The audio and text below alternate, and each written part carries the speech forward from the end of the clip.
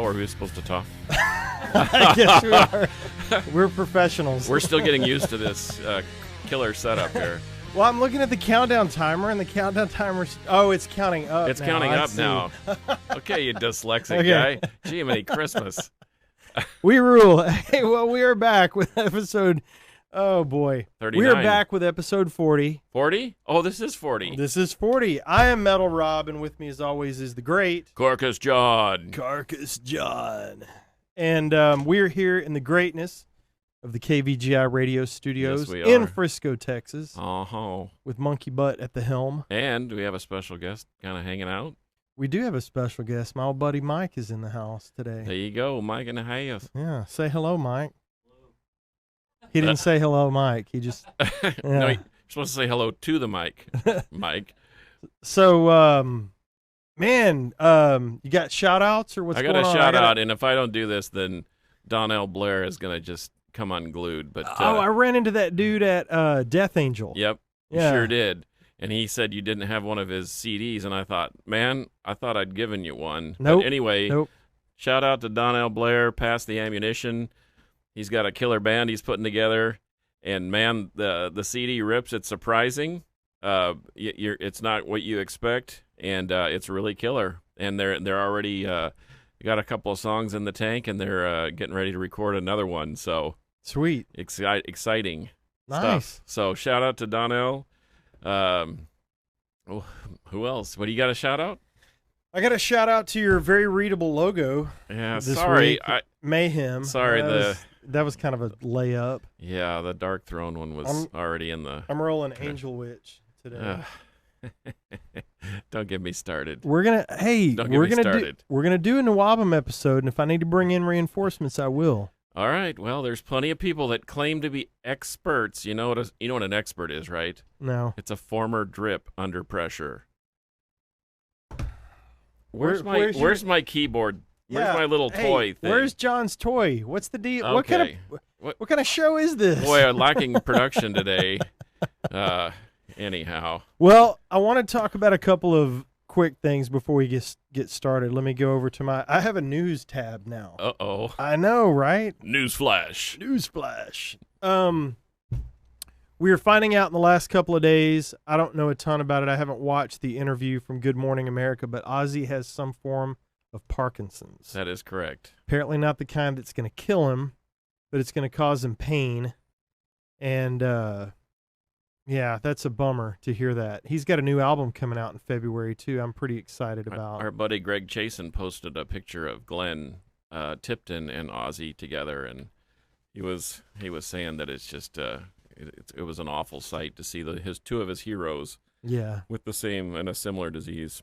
Yeah, and so that sucks. Shout out, good thoughts for the greatness, the Prince of Darkness himself, the great Ozzy Osbourne. I hope the best for him. Also, on a completely different note, AC/DC is going to be touring this year with Brian Johnson. That's a a new album. That's a little bit of a shock, but okay. New album Let's in hear the it. February-March time frame is what I'm hearing. What about their jailbird drummer? Is he going to be with them? I think he is. Holy cow! Yeah. Oh man. I think it's everybody, but from the classic, the biggest classic lineup. I think, except for Malcolm, obviously. Yeah, that liberal prison system, I guess, from the land down under.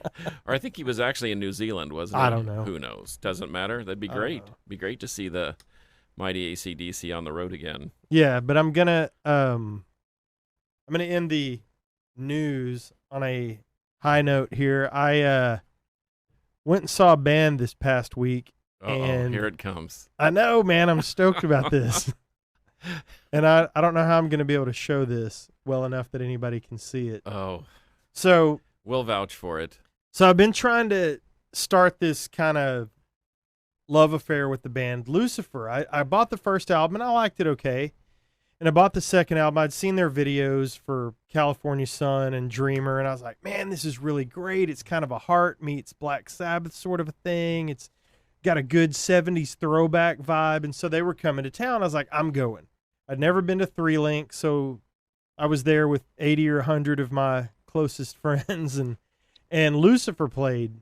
But not to be outdone, a band from New York City called Overdose that you've got to check out, dude. They I'll don't check have 'em any. out. They don't have a release yet, but I found them on Facebook, and I am stoked about this. It is the rock and roll side of Motorhead, man. It is energetic and killer twin leads. I mean, those dudes brought it. It was really, really good. So they're going to stay on my radar. But Okay, let's get to and then after that, who played? Savage Master, And Lucifer. Okay. And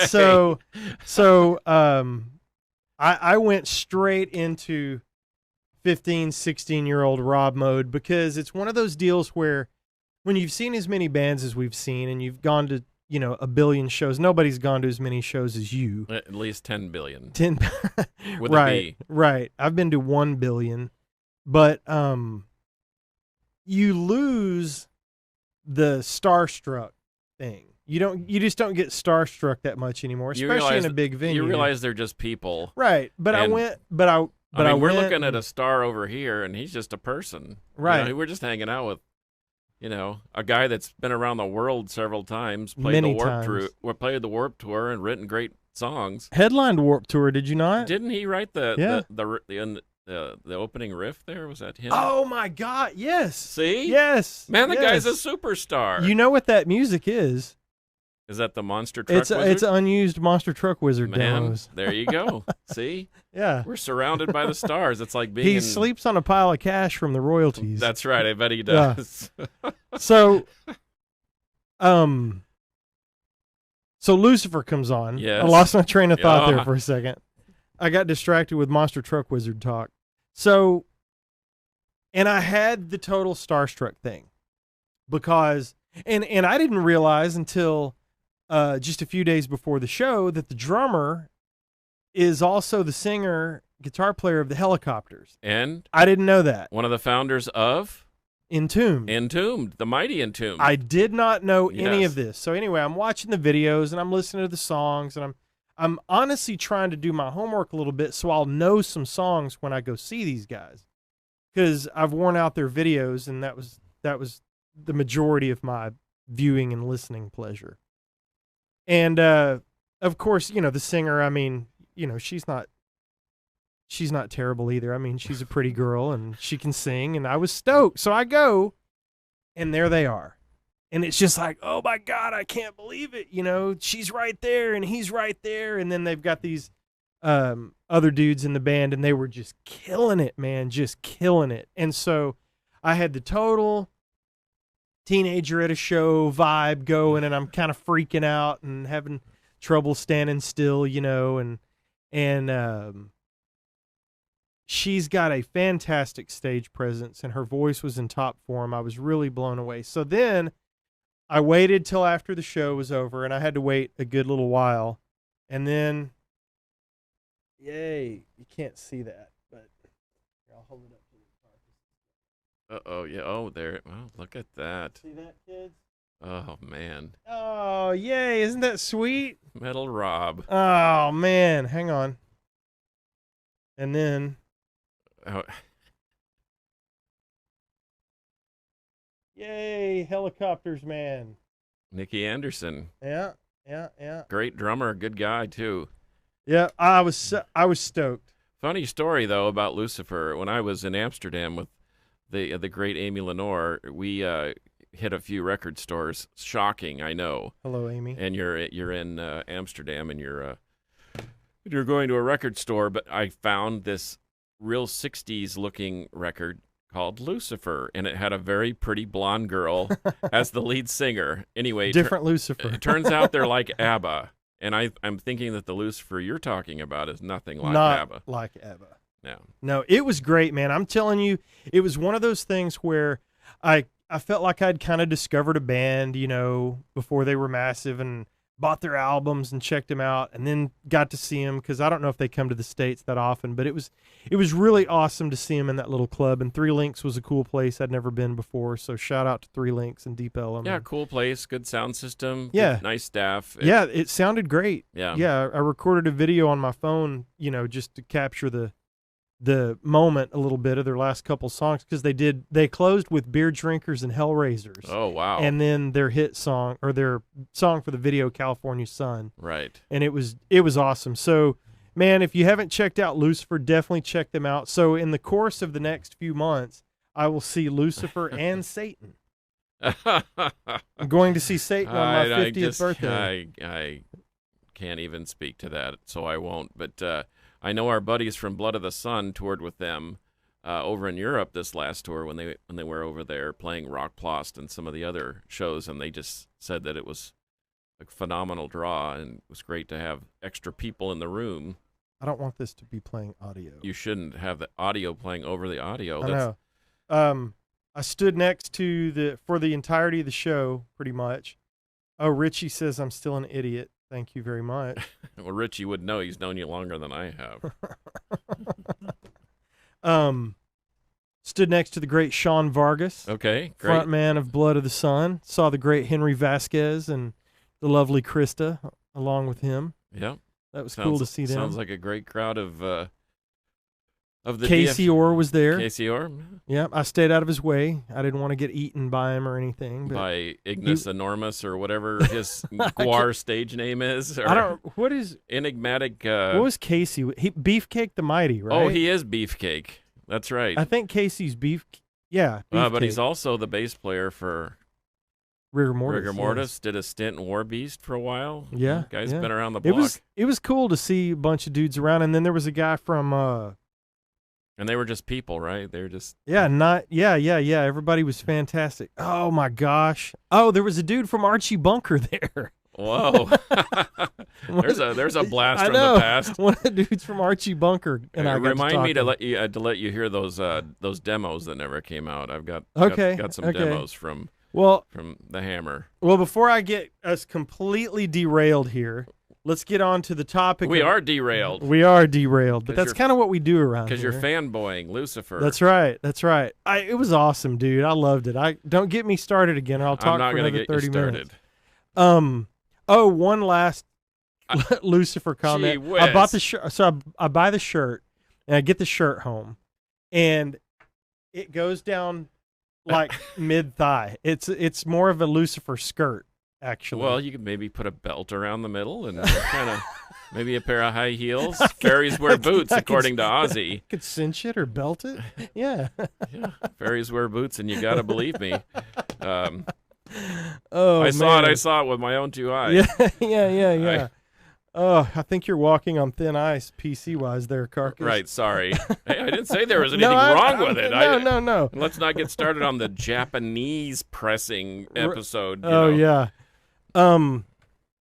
So, episode 40, we're going to talk about our favorite, and John brought 87 things, so I better let him start talking soon. I cut it down. Thank you. I cut it down to kind of like when you read a list of 56 of your favorite live albums. Right. And unlike Big Orange, I didn't want to build the wall. I didn't know that you were illegal or not. So I talk about like 6 or 8 albums, and John's got a legal pad out, filled every line, and he flips the page. Yeah. And I'm like, dude. Well, you said good live albums. I just want to, educate the. Well, you listed them all. Yeah, I certainly did. All right, so we're going to talk about our favorite hard rock and heavy metal documentaries. Now, this is not necessarily concert films. Right. And it's not music movies. You know, but. And I think sometimes when we see stuff like this, we think, oh, we're going to get a lot of live footage, but really.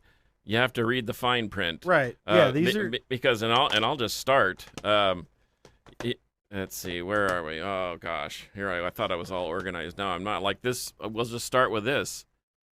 Immortalized. It's basically the earache years, and there is some live footage. They do grant you the opportunity to see live footage from Morbid Angel and Cathedral, Napalm Death, Entombed. Thank you, Nikki. Iron Monkey at the gates. Anyway, this is really cool because it gives you a little blurb on the band. It lists their discography, and then it lets them rip on a song. So that's kind of a crossover.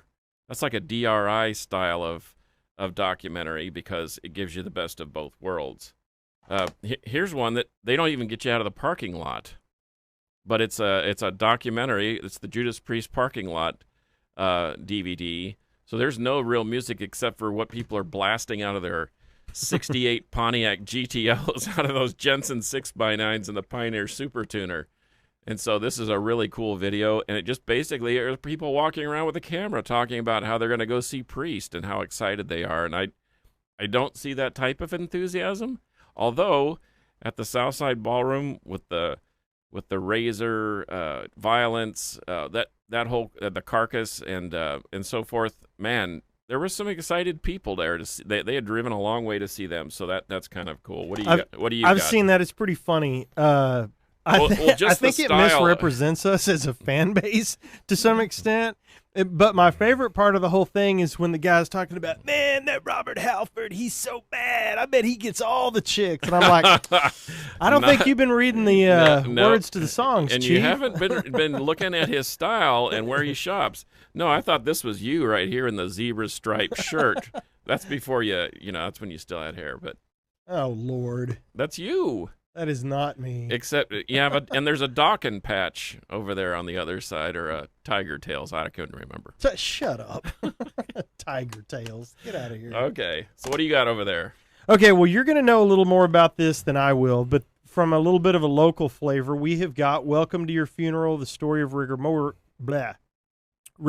Part 1, beginning to 1987. Now, the cool thing about this was I knew about Rigor Mortis, and I had heard some of their stuff.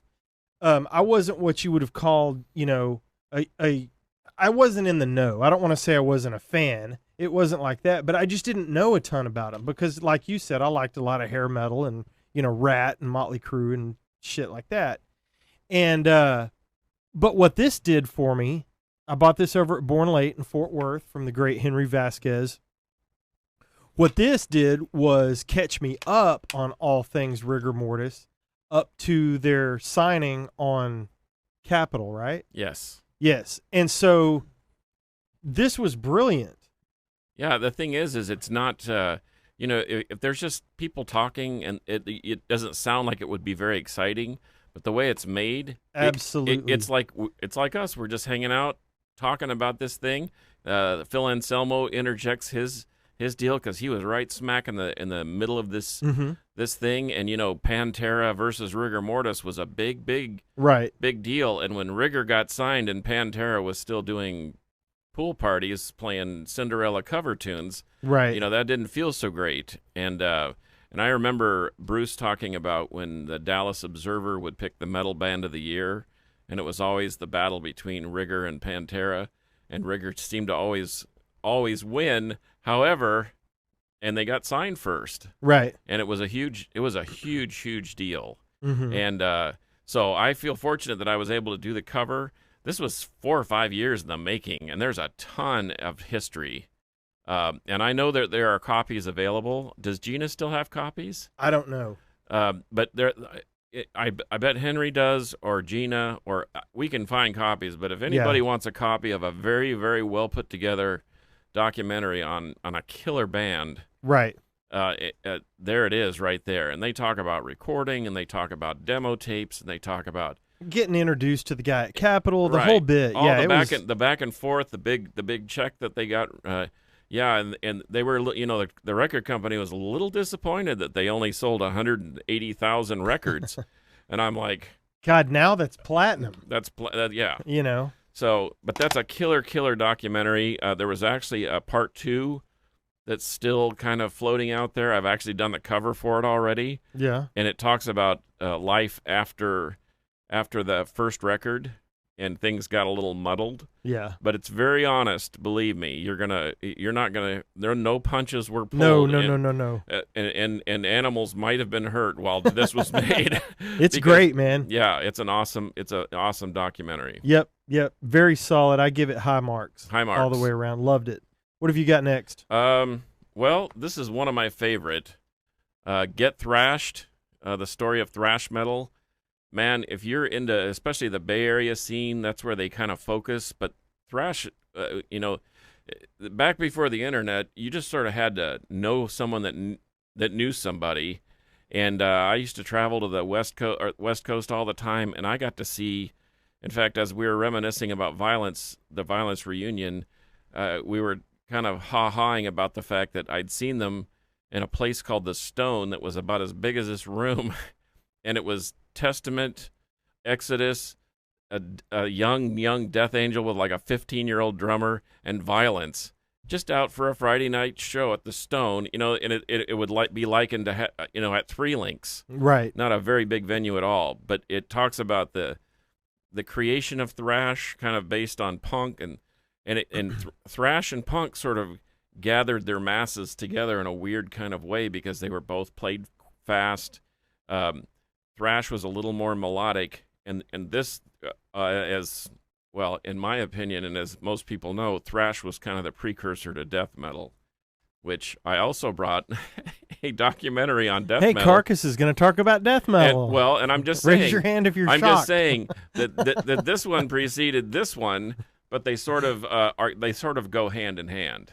Right. But they're both excellent. They're both well made. And if you want to get an introduction to thrash, which is one of my favorite genres of metal, yes, man, Get Thrashed is awesome.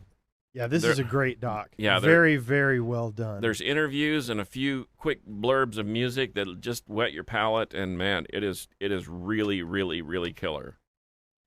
Cool. We both brought stuff. You brought Metal: A Headbanger's Journey, right, and I brought Metal Evolution. These sort of go hand in hand. Definitely. This is kind of like the Reader's Digest version of that. Yes. But they're both really great. So this is all Sam Dunn produced stuff on Banger Films, and I don't think he's done an episode that I didn't like of anything. No. A documentary, an episode of this series, everything he's done is just top notch. And I like this because he goes through all the genres and it captures the whole series. You'd think with my glasses I could read that. 11 episodes, and it covers, the prehistory of metal, early metal, new wave British heavy metal that we will cover more in depth with somebody that's interested. With all the experts. Glam metal, thrash metal, grunge, new metal, shock rock, power metal, progressive metal. It's just fantastic. And this is a 10 out of 10. It's top-notch production. Yeah. Everything that they got on here is just In amazing. fact, our lawyer friend, Brett, asked me what I would, I said, tell me what I should be doing with my life. And he wrote on a sticky note music. And I should have just told him, I want to be Sam Dunn. I want to go travel the world, listen to bands, interview bands, and put together something that good. Yeah, I would say he's done well for himself. Yeah, that's awesome. Well, let's cover, I know we've got some stuff in that's the same. Go ahead. Yeah. Well, since we're in Canada, since Sam is Canadian, the Anvil story is unbelievable, really, if you think about it. It's kind of sad, but you talk about how great or how far the great have fallen. I mean, the Scorpions were opening for Anvil at one point in time, and then fast forward to 5 or 6 years into the future, and they're serving lunches at a junior high school. Mm-hmm. I mean, bad management, terrible merch, terrible this, that, and the other, but their albums are killer. They have great riffs. They actually did kind of when they put this out, they were on kind of a reunion tour. Yep. And they were freaking awesome. The new record was freaking awesome. But Anvil, I mean, had it right there in the palm of their hand. And metal on metal is what I crave. You hear that, Mike? I bet it was. But if you better bring a box of Kleenex, because it's pretty sad at the end. It is. And but great guys, great production, and man, the music is so awesome. Yeah, this was produced by VH1, and it's fantastic. But it talks about these two 14-year-old kids that, hey, we're going to be buddies and we're going to dedicate our life to metal. And there you have it. And they have. And the road was rocky, and the road was steep, and sometimes... I think they're working on a new record. But I follow Rob on Facebook, and he's posting and drumming and playing all the time. Yeah. So they're doing it, man. Gotta love Anvil. They're a great band. What else you got over there, Killer? Well, Hey, the Carcass is going to talk about grindcore. I'm gonna talk about grindcore. You know what that is? Anyway, I'm telling I you, do know what that if is. you watch this, you would dig it because it has. In fact, I'm looking at this. There's my friend Dave of Death from PLF, and also of Oath of Cruelty. He did a stint in Morbosi Dodd, but look what shirt he's wearing. Rigor mortis, baby. Nice. So there. Shout out to Dave Collier. What a great guy and he is a riff writing son of a gun. And but this thing, I need to borrow this. This thing is so well put together, and it talks about the early days of grind, including our buddy's Napalm Death. You remember when you saw Napalm for the first time? I said, Rob, these guys are gonna blow your mind, and you're gonna love Barney. And at the end of their set, what did you say? They ruled. They were awesome. They killed it, man. And his onstage banter is second to none. That's not as good as his onstage just moves. Oh. The swatting flies? Oh my gosh, yes, I cannot handle it. And he's up there in his sweatband and his gym shorts and just crushing and he's your a soul. and he's a whale of a nice guy. He was actually at that Southside Power Trip ball, the Southside ballroom thing. He was actually there wandering around. I guess he was hanging out with his buddy's Carcass. He and Bill Steer I definitely go need to way, borrow way, this. way back. I'm asking you on the air. Yes. Can I borrow this? Yes, you can. Thank Just you. bring it back because they're sold out and hard to find. Okay, I'll bring it But back. it's got little moments with a ton of the early bands, including the Mighty Carcass and Repulsion and some others, and it's fantastic, man. Even if you're not a grindcore fan, see, that's how you know, I think, if it's a great documentary or not. If you're not really into the genre or really into the subject matter per se, but you enjoyed what you watched, right. well, that's that right Well, there. and that's the thing. I mean, I watched a documentary last night on Clarence Clemens. I don't care anything about Bruce Springsteen Neither do I, but saxophone playing, but it was a fantastic doc. So to your point, yes, absolutely a well done. Then you're gonna love that. A well done doc is a well done doc, and I like this. I like this enough to be interested, even if it wasn't a well done doc. I know because you want to. I don't know a ton about grindcore. Why I'm but so demented and listen to that stuff? Gee whiz! I know my mom and dad are probably asking this. What else you got over there? Well, as we've mentioned, we talked about our. Someone sent me one of those. What are the albums that had a great impact on you?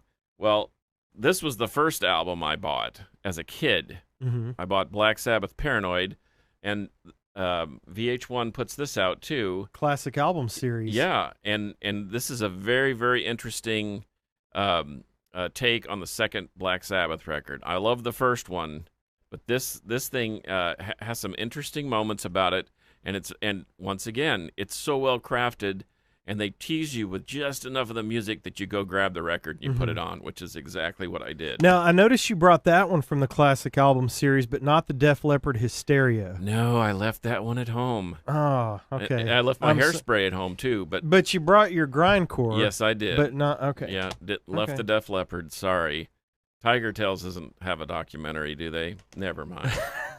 Okay, well, as you know, that you didn't bring the Bang Tango documentary. No. Poser Mark stole it from me. Anyway, one of my favorite bands is Deep Purple. Mm-hmm. Well, this thing, you talk about going through the history of a band, and we know that they've had a multiplicity of lineups.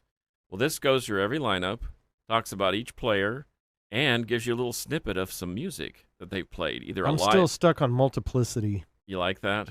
What was the other word that I used that you're probably still... You like juxtaposition. Oh, juxtaposition. I do like that one. Go ahead, please. But anyway, you're doing great. But this goes through all the lineups, and it goes and it has a snippet of music from each of the lineups, and then it gives a little background on albums and so forth. And like they've got a live show from Leeds Polytechnic Student Project in '74. I mean, who has that?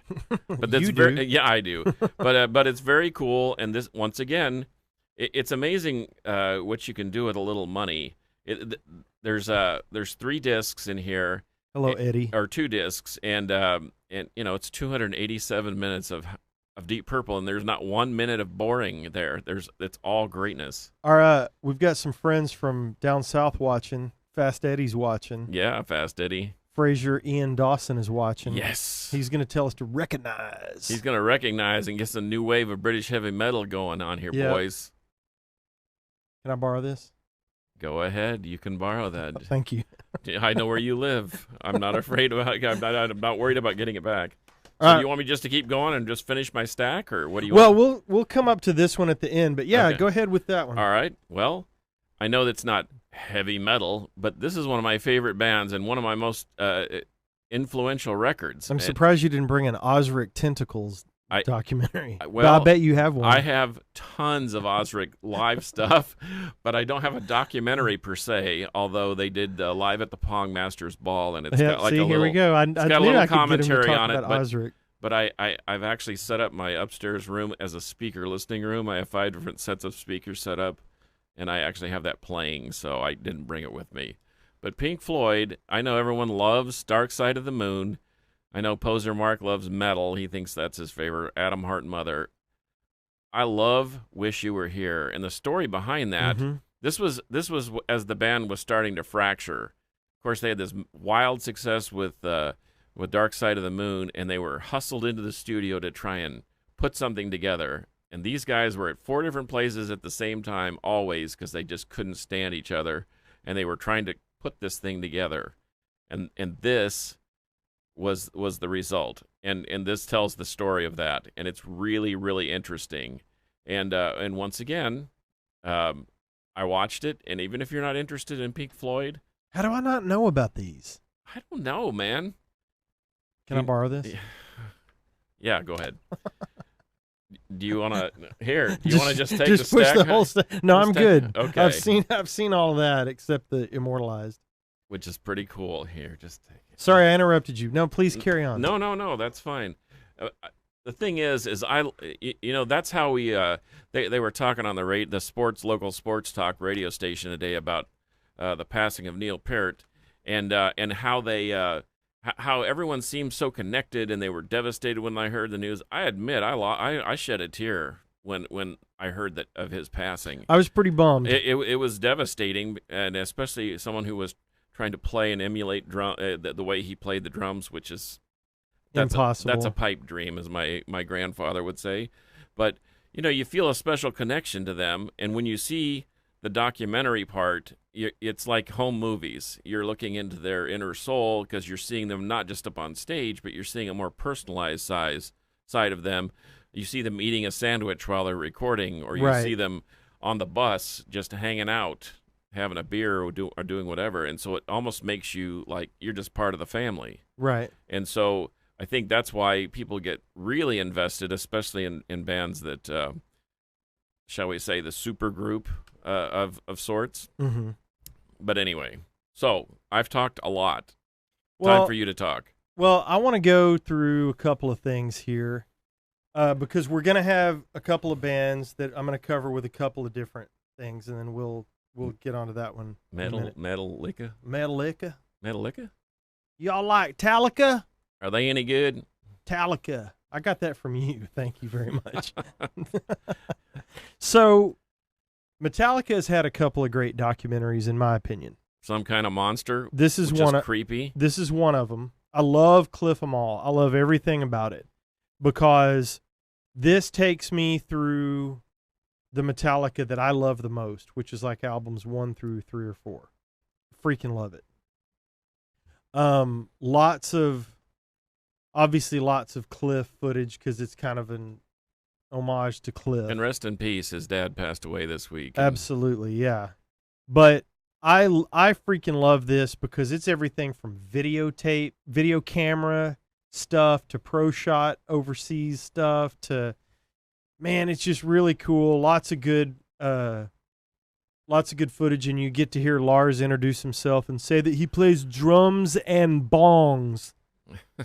Yeah. So anyway, don't get me started. This is really reminiscent with the weird VHS footage and the kind of the shaky camera thing. Mm-hmm. I almost brought a Beastie Boys DVD. I almost did. Now listen to me. Hey, who plays lead on?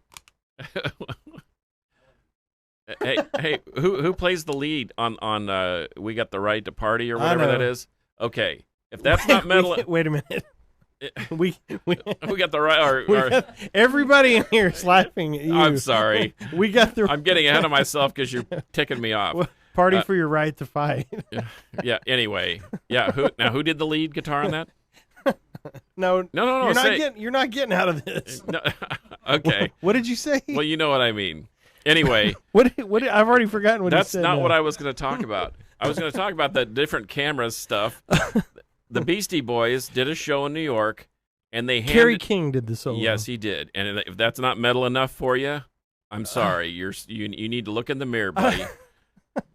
My dad always said when something doesn't feel right in the world, man, start by looking in the mirror. He didn't say man, but anyway. Will you please go back and say what you said again? No, I'm not going to say it because I screwed up. I fully admit it. I admit my mistakes. Petition for your right to party. Petitioning for a right to party. Oh my gosh! Hey, I don't care. I don't care what I said. Kerry King did the lead. Anyway, he did. You're right. But the Beastie Boys did something really creative. They handed a camera to everybody that came to the show. 20,000 cameras or 15,000 cameras, and they were selfieing. They were talking about their songs, and then they would show the performance, and they had it all spliced and clipped together, and it was kind of cool.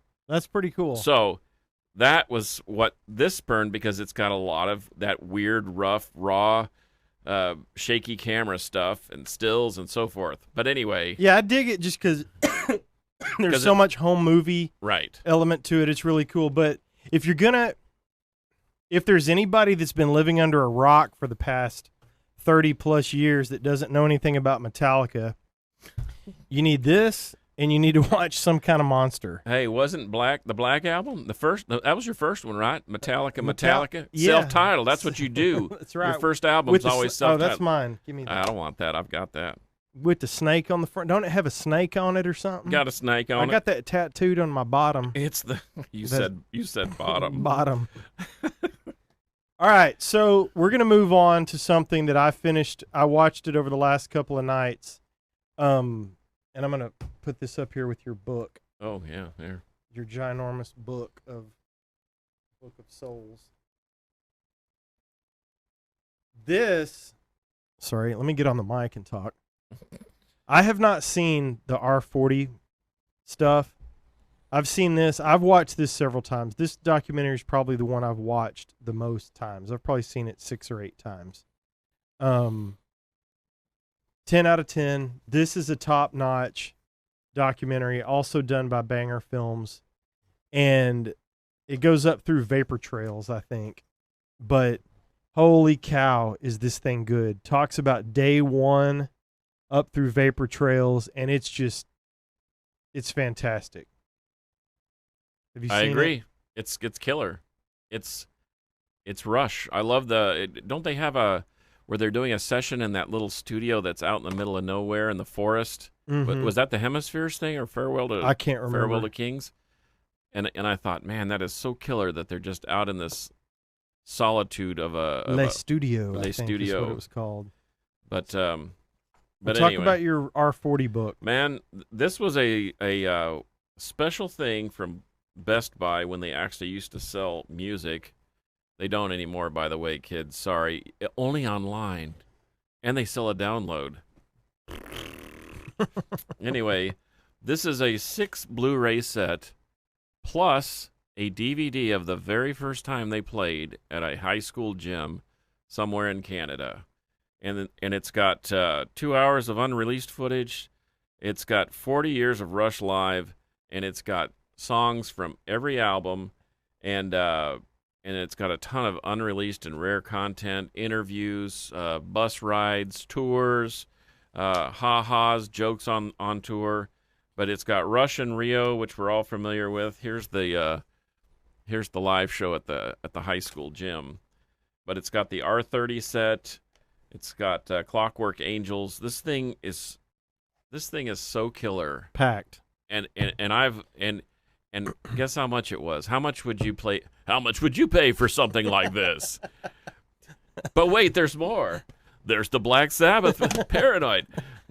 This was $90. I like Salesman John. This was $89, and I thought, okay, if I'm buying a Blu-ray and there's 6 of them, they're what, 12, 15, 20 so at $80 plus the book and the DVD And you get the Best Buy hype sticker. Don't forget that. And you notice that, yes, I'm one of those guys. I put the Best Buy hype sticker right on there because yeah, it's because you're a winner. Doesn't that make it more valuable? But this thing has got it's got ticket stubs. It's got rare pictures of them as kids. They did an ad for a laundromat, and they've got that in here. It's just insane. And if you can find one of these, and I don't know if they're gettable because my understanding is they did 2,000 of them, and basically they were gone. I almost bought a second one, but I didn't. I know they're harder to find, that's for sure. And you told me you just gave one away? I did. I gave one to the great Robin Taylor. Okay, well, that's understandable, and I'll give you a hall pass on that. I know that we're still fresh on the heels of the passing of Neil, but it was really cool to revisit this and just see what great guys they were. And Gene Simmons talked about, they'd be backstage and talking about Kiss, and all this debauchery was going on, and Rush is in their rooms reading books. Or having a sandwich, writing poetry, drinking wine, and eating cheese. Yeah, and it was just like they were just normal, nice guys that struck, and that was awesome. And I had forgotten that this talked quite a bit at the beginning about John Rutsey, because I've always been fascinated with John Rutsey, and he just died a few years ago. I didn't realize that. I thought he died young for some reason. I don't know why I thought that, but he now he was really, really sick, but it was by his own doing. He had alcohol poisoning, and he had some pretty bad habits that just sort of kept him off the road. And I guess he just walked in one day and just said, "I'm not going to do this anymore." No, it was I can't remember. They just talked about it, but they spent some time talking about John Rutsey, the guy that played on the first album, and they just needed to get a new dude, and in walked Neil Peart, and he changed the band forever. And he said, "Oh, by the way, I write some lyrics too." Yeah, very articulate, well spoken. Just change the. But you know what I discovered about that? That I didn't have as much of an appreciation for John Rutsey. I mean, that first album is killer, and if you listen to his playing is very credible. And I know we've had this discussion about who's better, and Paul Bostoff and against Dave Lombardo or whatever. I mean, I know Neil Peart made John Rutsey sound even better, because when they would play those songs live with Neil Peart, it sounded better. Well, you've got a rock and roll drummer versus the greatest drummer, the most intricate on the planet, yeah, that came along. I mean, they changed. The first album was Rush, but Neil changed them into being Rush. That was a rock and roll band with their first album out. So would you? And then Neil came along, literally changed the face. So of the with band. the personality of going from straight up rock and roll, AOR rock, to what Rush became, could we liken that into what maybe Phil Anselmo did to Pantera? Oh my gosh, yeah. They went from, a Dawkins knockoff to a dock off, if you will. He said it. I didn't. What? Did you hear that? I'm seeing shoulders. Thank you. I'm seeing shoulders bounce. I'm seeing production people, and their shoulders are just bouncing. Well, I think Mark's about to pull the plug on us. Yeah. He's like, how do I get away with this? Anyway. Well, I saved this for last intentionally. Okay. If there is, like I said before, if there's somebody out there that didn't know about Metallica, if there is anybody out there that needs an introduction to Iron Maiden, or you want the full view of Iron Maiden, you want to dig deep, and you're like, I don't know where to start. Maybe you're younger and you're getting into metal, getting into vinyl collecting, whatever the case may be. Two things you need to get. You need to get Iron Maiden the early years. Yep. On DVD, which is starting to get hard to find, and you cannot borrow mine. This takes you up through the mid 80s. Now, did I hear this right? I saw a documentary last night on HD TV, and it was about the British metal, or the onset of how metal became what it was. And I don't think Paul Di'Anno was the first singer, was he? He was the I first think singer? he was there a guy before him? I think there was a guy before him, and before they all We'll settle this right put now. it together. Yeah, they were from different. Steve Harris is the only constant, I think, in that band. Because everyone thinks Nico Brain's the original drummer, and Clive Burr was there before he was. So Did they have a dude that did demos before? I don't know, but they talked about the Roundhouse demo. See, we need a He was on the Roundhouse tapes. we need a documentary to tell us, and you too can learn about Iron Maiden in the early years. Oh, I looked up Iron Maiden on Wikipedia, and it took me to a freaking, not to be confused with the Maiden guillotine. Stupid. Oh, the door that shuts with the spikes in it, and yeah. Vincent Price Iron would Maiden, be proud English of you. heavy metal band. Let's look up that one. How about that one? Okay, here we go. Little production value for you guys. We're gonna go to because I think you're onto something, but I don't know that. But see, because of a documentary, I heard this and I thought, wait a minute. I thought Diano was the first guy, but then they're telling me no, there was someone prior to that. No, No? it was Paul. Okay. I thought maybe there was somebody for like a minute. Oh, you know what? But I no. think that was Judas Priest. There was somebody before. Al Atkins. Yeah, there was some, and he quit the band. He said, "Yeah, but you can still use the name." Wow, what a nice guy. Hey, thanks a lot, Al. Yeah. Get these, kids. Iron Maiden, the early years. This takes you through the mid '80s. If you want to see part 2 of the early years, it's on the Live After Death DVD, Oh, okay. which is also good. Hmm. Fantastic. One of our top live albums. I'm sure it was on your list of 87 albums that you read that day. Yeah, it was 86. But then get this. If you want to know what the life of touring Iron Maiden is like in the past 10 years or so, they own the plane. They fly the freaking plane. Yeah. All the gears on it. This is just amazing. Also done by Banger Films, which is... Is that the one that talks about how they built these special cases that form fit into the fuselage? Yep. And they're all organized? Yeah, that is pretty cool. Yep. All right. This is an amazing documentary, and it takes you around the world on Ed Force One on tour with Iron Maiden. Wow. And these are my number one favorite documentaries. They're kind of tied. And what did Rolling Stone say? Oh, Bob Dylan. I'm sorry. I don't think they even no Iron Maiden made the Rolling Stone list. Oh gosh. Well, that should tell you all you need to know about a Rolling Stone. But what did make it magazine. at number 11, and then we'll wrap this up, is The Decline of Western Civilization Part 2, The Metal Years. Which is freaking awesome. Freaking amazing. Yep. And I don't own it. I need to.